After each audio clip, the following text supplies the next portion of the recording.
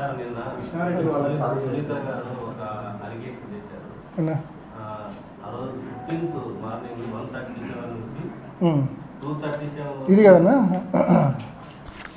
2:37 వరకు మీరు దాదాపు 6 ఫోన్లు చెప్తాను గంగిరెడ్డితో మాట్లాడారు. అదే టైంలోనే టీ జరిగింది. లెట్ మీ ఆన్సర్ నా కరెక్ట్. మీరు అడిగిన క్వశ్చన్ కరెక్ట్. నేను ఆ ప్రెస్ మీట్లో ఇది కూడా అడిగింది, నేను మర్చిపోయిన ఆన్సర్ చేయడం. ఇదే కదా, దిస్ ఈజ్ ఇట్ కదా. అసలు ఇది ఏందో తెలుసా మీకు? This is my WhatsApp activity and ఎర్రగంగిరెడ్డిస్ WhatsApp activity. Nothing but WhatsApp activity. March 14 రాత్రి ఎందుకండి, నేను ఆ రోజు రాత్రి ఫస్ట్ జరిగింది చెప్తాను. నేను ఆ రోజు రాత్రి 10:30కో 11కో పండుకున్నా. పొద్దున్నే 5కి లేచిన. 6 గంటలు బాగా నిద్రపోయినా 5కి లేచినంత స్పష్టంగా చెప్తా ఉన్నా, ఎటువంటి డౌట్ లేకుండా మీ అందరికీ బల్ల గుద్ది చెప్తా ఉన్నా. నేను 6 గంటలు ఆ రోజు రాత్రి పండుకున్నా.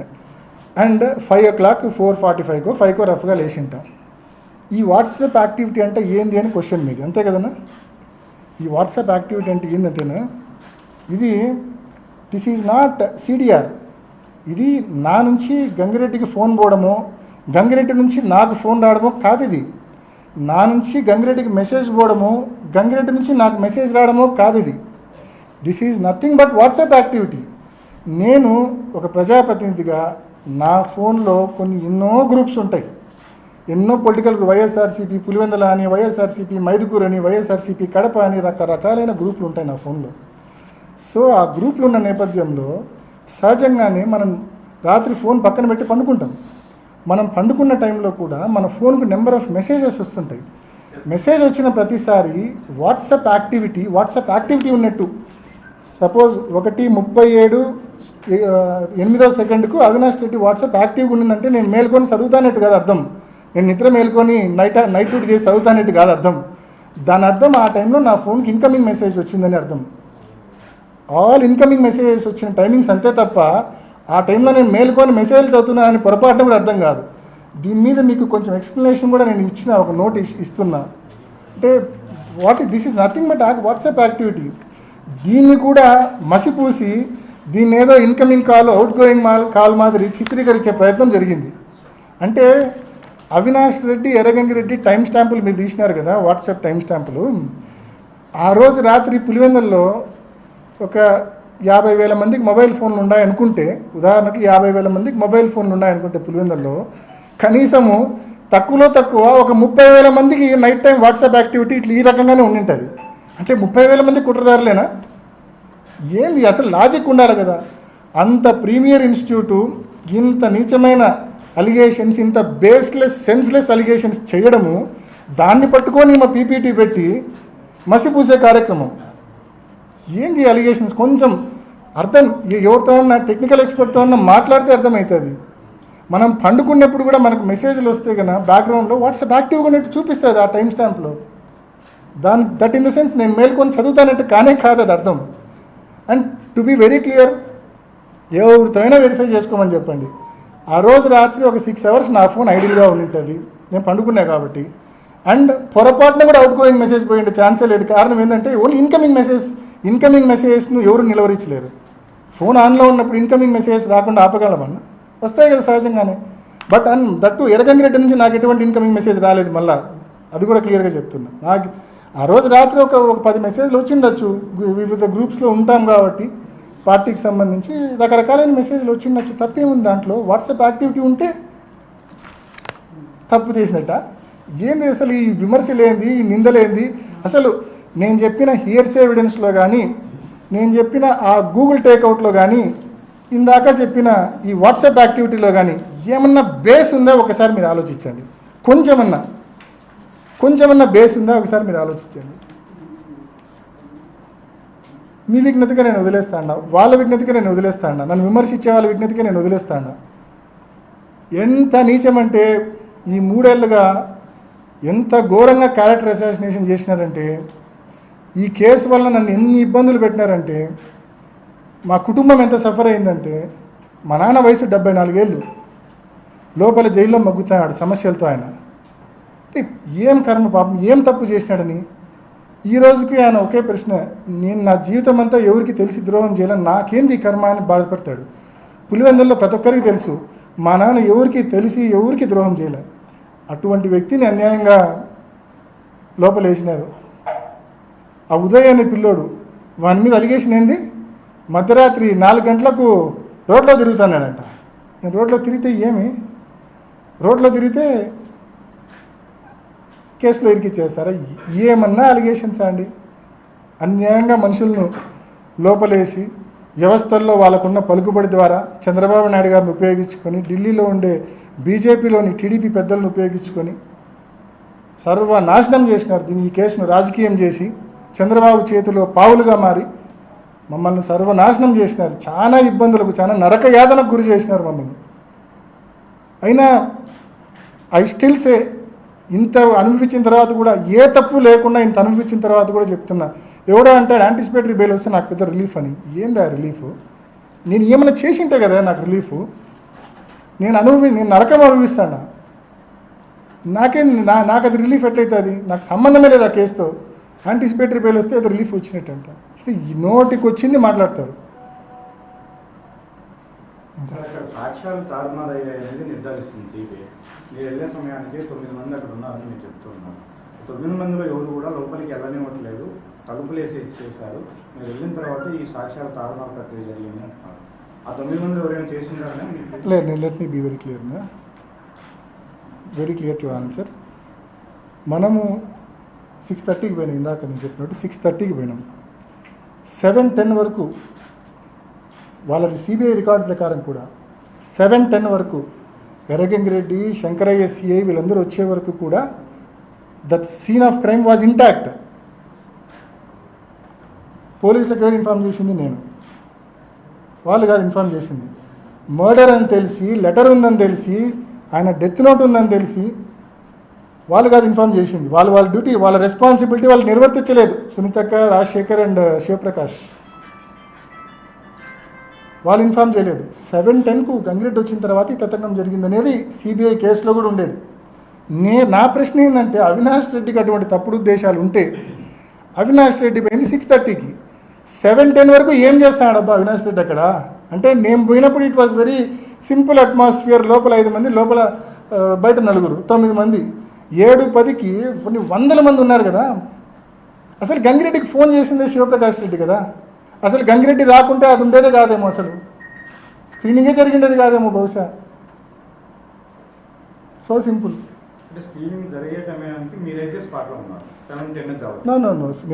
నేను పూర్తిగా బయటే ఉన్నాను. నేను సిబిఐలో నేను దాదాపు 12 సార్లు సిబిఐ నన్ను వివిధ సందర్భాల్లో విచారణకు పిలిచింది. పోయిన ప్రతిసారి I made it very clear. చివరిలో డెడ్ బాడీని బయటికి తెచ్చేటప్పుడు మాత్రం నేను లోపలికి వెళ్ళాను. నేను అక్కడ చెప్పింది ఇక్కడ మీకు చెప్తా ఉండేది అది. వాళ్ళు అడిగే ఉద్దేశం ఏంటంటే, ఒక సిట్టింగ్ ఎంపీగా ఉన్నారు మీరు అప్పటికి, మీకు అంతా తెలుసు. అక్కడ అది మర్డర్ అనే నిర్ధారణ కూడా మీరు అప్పటికే వచ్చారు. మరి దాన్ని ఆ సీన్ ఎట్లా ప్రొటెక్ట్ చేయాలి ఏంటి? అందులో మీరు చెప్తే కాదని వాళ్ళు ఎవరు లేరు. కాదని లోపలి చెప్తాను. Erra Gangi Reddy how close he is to వివేకం ప్రధాన అనేది నేను చెప్పాల్సిన పని లేదు. అంటే మేమందరికంటే కూడా Erra Gangi Reddy is quiet close to వివేకం ప్రధాన.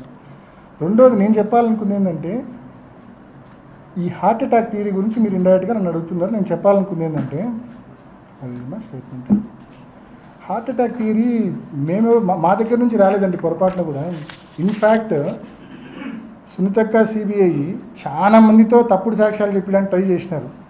చివరికి వాళ్ళ ఇంట్లో పనిచేసే లక్ష్మీదేవో, వాళ్ళ దగ్గర ఉండే ఎర్రంరెడ్డిపల్లె జగదీష్ రెడ్డో, లేదా వాళ్ళ ఇంట్లో పనిచేసే లక్ష్మీదేవి కొడుకో ఇట్టటోళ్ళతో, ఇంట్లో పనిచేసే వాళ్ళతో తప్పుడు వాంగ్మూలాలు ఇప్పించగలిగినారేమో కానీ, లేకుంటే వాళ్ళ ఇన్ఫ్లుయెన్స్కి గురైన వాళ్ళతో తప్పుడు వాంగ్మూలాలు ఇప్పించగలిగినారేమో కానీ, వాస్తవంగా అయితే చాలా మందితో తప్పుడు వాంగ్మూలాలు, ఈ శశికళ అండ్ కో ఉన్నారు కదా 4, వాళ్ళతో సిబిఐ తప్పుడు వాంగ్మూలాలు తీసుకునే ప్రయత్నం చేసింది. వాళ్ళని పిలిచి, అవినాష్ రెడ్డి మీరు గేట్ దగ్గర నిలబడుకుంటే వివేకం సార్ హార్ట్ అటాక్ చనిపోయినట్టు చెప్పమని వాళ్ళు ఇన్ఫ్లుయెన్స్ చేసినారు, ప్రెజర్ పెట్టినారు వాళ్ళను, శశికళ అక్క వాళ్ళను, గేట్ దగ్గర ఉన్న వాళ్ళను. బట్ ఆయన మాకట్ట చెప్పలే, మేము చెప్పము అని.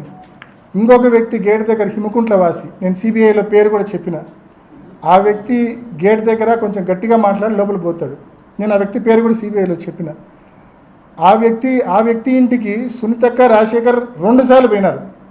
అన్న నువ్వు మా నాన్నకు బాగా, హిమకుంట్ల గ్రామవాసి, అన్న నువ్వు మా నాన్నకు మంచి శిష్యుడివి, నువ్వు మా నాన్న ఈ రకంగా చనిపోయినాడు, నువ్వు సిబిఐ దగ్గర వాంగ్మూలం ఇవ్వాలన్నా అన్నారు. లేదమ్మా, నేను ఉన్నట్టు చెప్పమంటే ఎక్కడైనా చెప్తామ్మా, మేము చెప్పినట్టు చెప్పాలా అని ఆయన మీద ప్రభావితం. ఏంది అంటే అవినాష్ నీకు గుండెపోటు అని చెప్పినాడని చెప్పాలన్నా నువ్వు అని. ఎందుకు ఇంత తాపత్రయం అవినాష్ మీద ఈ కేసు గుండెపోటుని తోయడానికి? మీకు కావచ్చు, చంద్రబాబు నాయుడు గారికి కావచ్చు, ఏమంత తాపత్రయము? నేను అడుగుతున్నా ఒకటి సింపుల్గా, ఇది ఇందాక మన ఢిల్లీలో కాన్స్టిట్యూషన్ క్లబ్లో మా అక్క ప్రెస్ మీట్ పెట్టి చెప్పింది. ఏదైనా ఒక కేసు అంట అది వాస్తవమే తను చెప్పింది. ఆ ఇన్సిడెంట్ జరిగిన వారం 2 వారాల లోపల ఛేదిస్తేనే ఛేదించినట్టు, ఆలస్యం అయ్యే కొద్దీ ఛేదించడం కష్టము అని చెప్పింది. కరెక్టా? మీరు కూడా విన్నారు కదన్నా. మరి అదే మా సుంతక్క, అదే నర్రెడ్డి రాజశేఖర రెడ్డి గారు చనిపోయిన రోజు మార్చి 15, 2019 సిట్కి స్టేట్మెంట్లు ఇచ్చారు. ఏమని ఇచ్చారు తెలుసా?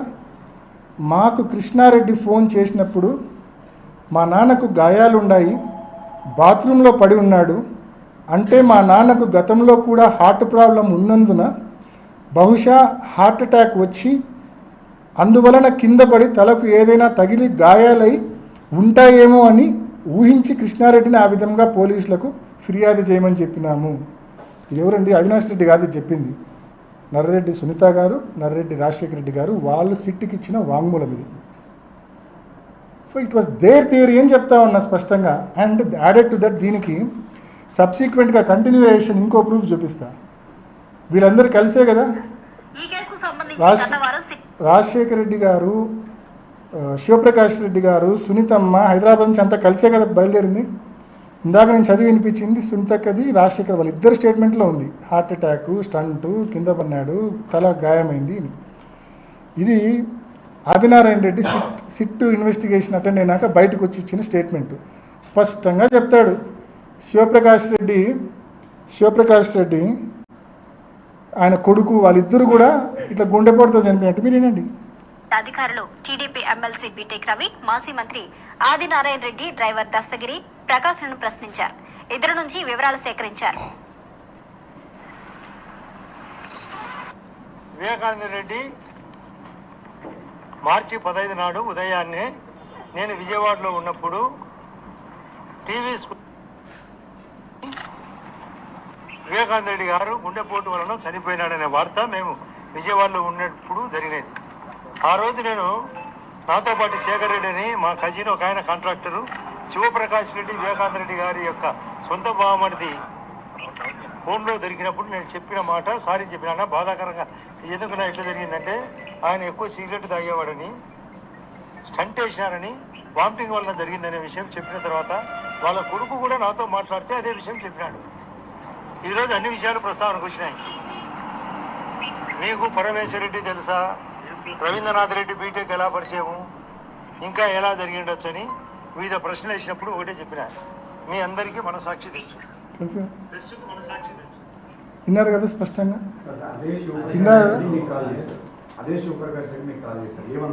నాతో బావ చనిపోయినాడు, అర్జెంటుగా ఇంటికి పో. ఆయన వాంగ్మూలంలో కూడా అదే ఉంది.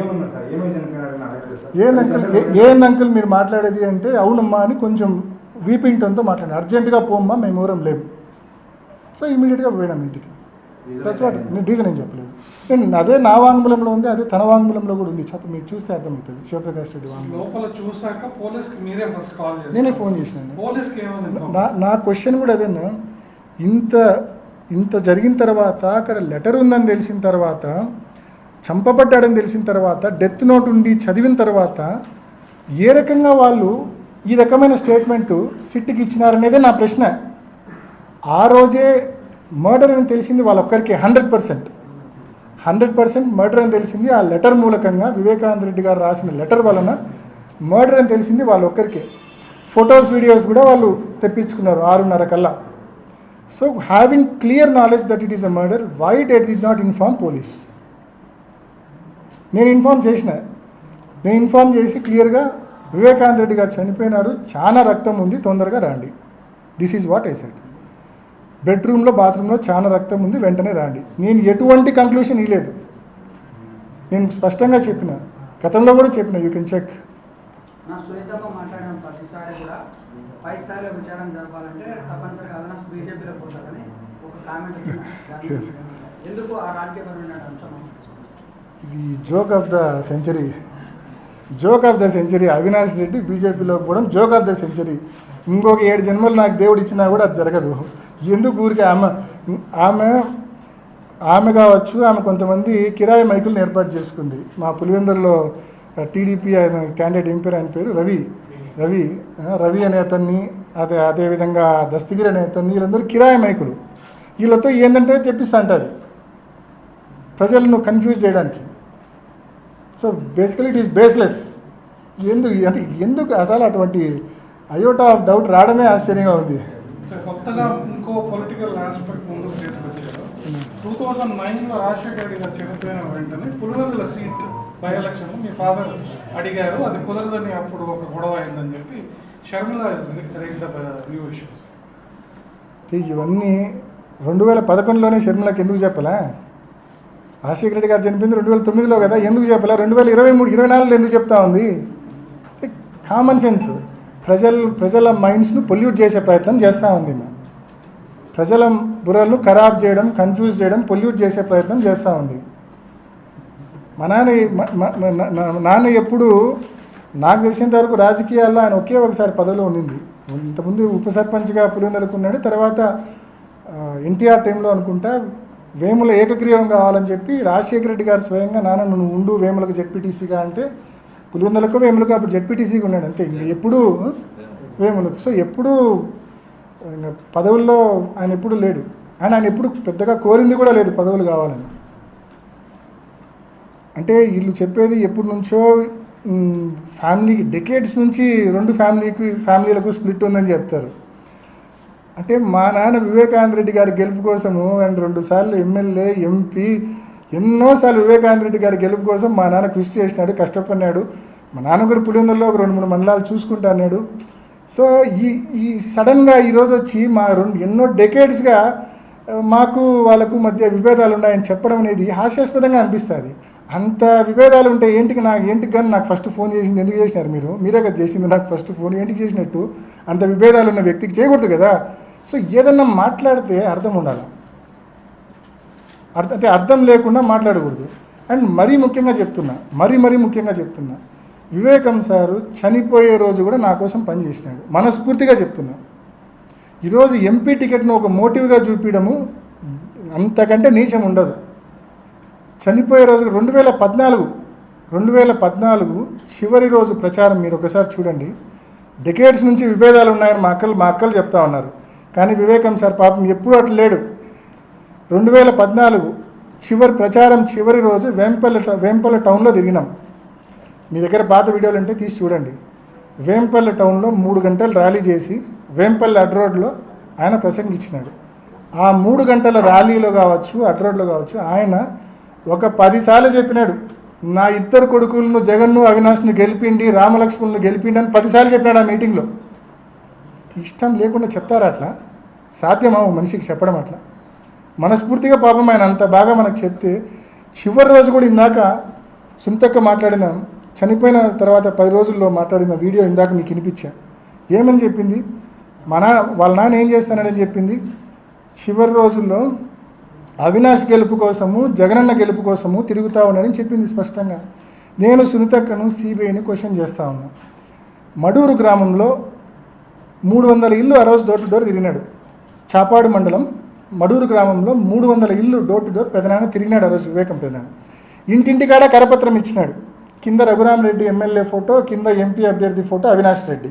ఇంటింటికాడ కరపత్రం ఇచ్చినాడు. 300 ఇల్లు తిరిగినాడు. ఎంపీగా నన్ను గెలిపిమని, ఎమ్మెల్యేగా రఘురామరెడ్డి గారిని గెలిపిమని. అంటే నా కోసం తిరిగి గెలిపిమని అడిగే వ్యక్తితో అంటే ఏ రకంగా వీళ్ళు ఎంపీ టికెట్ను మోటివ్గా చూపిస్తున్నారో అర్థం కావడం. అంటే లాజిక్ లేదు, సెన్స్ లేదు. అండ్ తిరగడమే కాదు. సో నేను సిబిఐని అడుగుతా ఉన్నా, ఆ 300 గడపల్లో కనీసం ఒక్కరినన్నా పోయి అడిగినారా మడూరు గ్రామంలో? మీరు వివేకానంద రెడ్డి చివరి రోజు ప్రచారం చేసిన గ్రామానికి సిబిఐ కానీ సొంతక్క కానీ పోయి అడిగినారా? ఒక్కరినన్నా అడగల. ఎందుకు అడగల? వీళ్ళకి కావాల్సిన ఆన్సర్లు వాళ్ళు చెప్పరు కాబట్టి. సింపుల్. రెండోది, ఎమ్మెల్సీ ఎన్నికల గురించి విమర్శ చేస్తారు. 834 మంది ఓటర్లు ఉన్నారు అబ్బా ఎమ్మెల్సీలో ఏదో బ్యాక్ స్టాప్ చేసినామని నింద వేసినారు. అంటే success has many fathers, failure is orphan అన్నట్టు ఫెయిల్యూర్ అయినప్పుడు ఈ రకంగా నిందలు పడతాయి అనుకోండి. ఇంత సిన్సియర్గా పనిచేసినా పడతాయి అనుకోండి. అయితే ఆ రకంగా నిందేసిన తర్వాత 830 ఎందుకు గాను సిబిఐ కేవలం సునీతకు అలిగేషన్ చేయడమే కానీ కనీసం ఒక్క ఓటర్నన్నా పిలిచి సిబిఐ అవినాష్ మాకు అట్లా చేయమన్నాడు, బ్యాక్ స్టాప్ చేయమన్నాడు అని చెప్పించినారు. ఫోన్ గెలిచిన బీటెక్ రవే లాస్ట్కి చెప్పలేదు కదండి. బీటెక్ రవి చెప్పాలి కదా, నా గెలుపుకు కారణం అవినాష్ అని చెప్పాలి కదా. ఆ పక్క బ్యాక్ స్టాప్ చేసింటే నేను గెలిచినా అని చెప్పాలి కదా. టిల్ డేట్ ఆయనే చెప్పలేదు కదండి కనీసము. మీ నాన్న మీద అనైతికంగా అక్రమంగా గెలిచిన బీటెక్ రవి ఈరోజు మీకు మంచోడు, ఒక కిరాయి మైక్. ఈరోజు మీ నాన్న కోసం ఎన్నో ఎలక్షన్లు కష్టపడి పనిచేసిన మేము ఈరోజు మాతో విభేదాలు ఉన్నాయి, family disputes for the past decades అని చెప్పి మా మీద అంటారు. లాజిక్ ఉందా, సెన్స్ ఉందా మీరు మాట్లాడే దాంట్లో అని చెప్పి నేను క్వశ్చన్ చేస్తా ఉన్నా. సిబిఐ కూడా ఎందుకైనా మడూరులో 300 ఇళ్ళు పెదనాన్ని తిరిగితే 300 గడపల్లో ఒక్కరిని కూడా పిలిచి ఎందుకు ఇన్వెస్టిగేట్ చేయలే? ఎందుకు కానీ ఎమ్మెల్సీ ఎన్నికల్లో 834 ఓటర్లు ఉంటే ఎందుకు కానీ ఒక్కరిని కూడా ఇన్వెస్టిగేట్ చేయలే? ఆ రోజు ఉదయం జమ్మలమడుగులో జీకే కొండారెడ్డి పార్టీ జాయినింగ్ నేను ఇంటికి పోవాలా, ఎందుకు కానీ కొండారెడ్డిని కానీ ఆ రోజు జాయిన్ అయిన వాళ్ళని కానీ ఒక్కరిని కూడా పిలిచి ఆ రోజు ఎంపీ రావాల్సి ఉందా లేదా అనేది ఒక్కరిని కూడా ఎందుకు ఇన్వెస్టిగేట్ చేయలే? దిస్ ఈజ్ లోపభూయిష్టమైన ఇన్వెస్టిగేషన్, ఫాల్స్ ఇన్వెస్టిగేషన్. ఇంత లోపాలతో కూడిన ఇన్వెస్టిగేషన్ నేను ఎన్నో లోపాలు మీ ముందు ఇప్పుడు ఎత్తి చూపిన. ఇంత లోపాలతో కూడిన ఇన్వెస్టిగేషన్ను బేస్ చేసుకొని మనుషులను టార్గెట్ చేసి సంవత్సరాలు మనుషుల్ని లోపలేసే ఇది జరుగుతుందంటే ఒక్కసారి ఆలోచించండి. న్యాచురల్ జస్టిస్ అనేది నిజంగా సామాన్యుడు సుంతక్క మాదిరి ఒక మాదిరి స్టేట్మెంట్ ఇచ్చి మళ్ళా పోయి నెల తర్వాత పోయి నా అది కాదు నేను మర్చిపోయినా తూచి అంటే ఒప్పుకుంటారు. ఇంకొకరైతే సామాన్యుడికి సాధ్యమా? అది మా సుంతక్క లాంటి వాళ్ళకు సాధ్యం. అది దస్తగిరి లాంటి అప్రూవర్లు చేయడం సామాన్యులకు సాధ్యమా? మా సుంతక్కకు సిపిఐకి అయితే సాధ్యం. కాబట్టి ఏది ఏమైనా వీళ్ళు ఎన్ని కుట్రలు చేసినా, చంద్రబాబు కుట్రల్లో కుతంత్రాల్లో భాగంగా వీళ్ళు ఏమి చేసినా సరే న్యాయ వ్యవస్థ మీద సంపూర్ణమైన విశ్వాసం ఉంది. ఆ వ్యవస్థ మీద ఉన్న విశ్వాసంతో చెప్తా ఉన్నా, తప్పకుండా 100% ఎటువంటిది ఈ కేసులో పసే లేదు. ఇందాక నేను చెప్పిన హియర్స్ ఎవిడెన్స్ కావచ్చు, నేను చెప్పిన గూగుల్ టేక్అవుట్ కావచ్చు, అదేవిధంగా వాట్సాప్ టైం స్టాంప్స్ కావచ్చు, మీకు వివరంగా ఎక్స్ప్లెయిన్ చేసిన ఎటువంటి పసలేని విమర్శలు, అంతా assumptive, presumptive, creative, no facts. So స్పష్టంగా ఈ వాస్తవాలను గమనించి ప్రజలకు చేరవేయవలసిందిగా మిమ్మల్ని అందరినీ కూడా మనస్ఫూర్తిగా నేను మనవి చేసుకుంటూ ముగిస్తా ఉన్నా. రాజశేఖర రెడ్డి గారి ఆశీస్సులు, వివేకానంద రెడ్డి గారి ఆశీస్సులు, వీళ్ళు అన్యాయంగా అక్రమంగా జైల్లో వేసిన మా తండ్రి ఆశీస్సులు, అందరి ఆశీస్సులు జగనన్నకు నాకు తప్పకుండా ఉంటాయని చెప్పి కూడా గట్టిగా నేను తెలియజేస్తాను. Viveka murder case has emerged as ఒక మేజర్ పోల్ ఇష్యూగా కడప పార్లమెంట్లో it has come up. And one side మీ సిస్టర్స్ క్యాంపెయిన్ చేస్తున్నారు మీకు ఓటు వేయొద్దని. ఒక 1 వీక్ క్యాంపెయిన్ తర్వాత మిమ్మల్ని మార్చబోతున్నారు అన్న ఒక ఆస్పెక్ట్ కూడా తెచ్చారు. So is it true? If it is not true, how is this Viveka case going to affect your poll prospects in your third attempt? ఒకటేనా పాపం ఆ విషయంలో మా షర్మిలకు అట్లా అనింది కాబట్టి మా షర్మిలకును సుంతకును తప్పబట్టాల్సిన పని లేదు. వాళ్లకు రాధాకృష్ణ గారు ఏ స్క్రిప్ట్ పంపిస్తే బహుశా అది చదివేసి ఉంటారు వాళ్ళు. సో వాళ్ళని అపార్థం చేసుకోవాల్సిన పని లేదు. ఆ కేసులో నా పాత్ర లేదనేది ఎంత వాస్తవమో ఎంపీ టికెట్ నన్ను మార్చరనేది కూడా అంతే వాస్తవం. ఓకే,